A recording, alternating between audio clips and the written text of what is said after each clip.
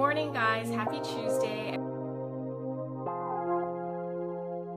Welcome to the morning after. Today we are discussing episode 5 of Rachel's season of The Bachelorette. Although it's getting all wonky because it started off with a one-on-one and then it went to a rose ceremony and I don't know what's what anymore and it's hard to keep track. But I'm going to go in chronological order, starting with, we pick up with Lee and Kenny. They of course make it seem like it's going to be some big fight. Of course it's not, but I thought it was funny how in the wake of that conversation, after Rachel gives the rose to Brian, Kenny eggs on Lee, and Lee's like, F you, man. And I just thought it was funny how he can dish it but he can't really take it.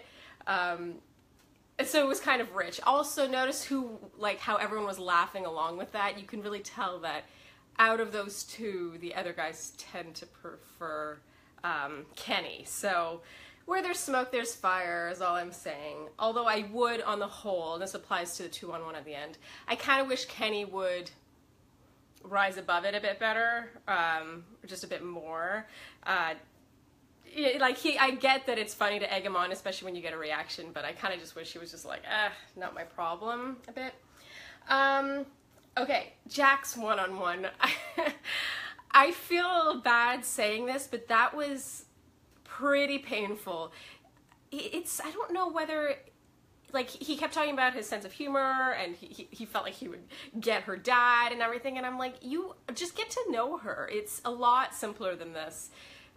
His physicality just made me so uncomfortable, and you could tell she also was just so not into it, and it was just painful. I felt like he wasn't reading between the lines a bit, and it just felt forced, and oh man, I feel bad saying that, because I think he's probably a nice guy. It's just, I think his smile, and I know Twitter went nuts with Jack. It was just brutal. It was hard to watch, and you could also tell, I'm sorry to say this, but it kind of was filler. The date didn't feel like he ever had a chance. He didn't even get a limo confessional, or rather his limo confessional was never aired, which goes to show that he was never a real contender.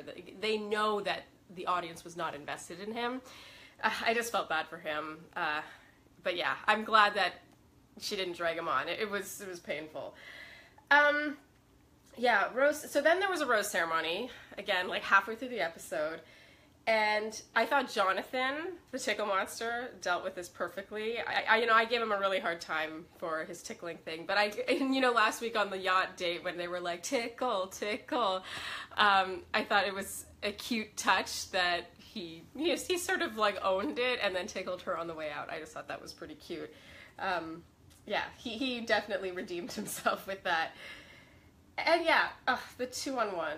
Guys, the 2-on-1, was there, okay, tell me if I'm crazy. I feel like there was once a time where the 2-on-1 was not as predictable who would be going on it. Yes, generally the villain would be going on it, but if I think of, say, on Sean's season, Tiara, the girl with the eyebrow. I'm pretty sure she went on a 2-on-1 with Jackie, but I don't recall her having house drama with Jackie. I just feel like Jackie was the sort of unlucky one who went on the date with her. Correct me if I'm wrong, but I just feel like in the old days, and that's not even that old days, but a couple years ago, yes, the villain went on the 2-on-1, but it wasn't this hyped up fight between two characters and they're going to be pitted against each other. It just feels it was just I don't understand why that's necessary.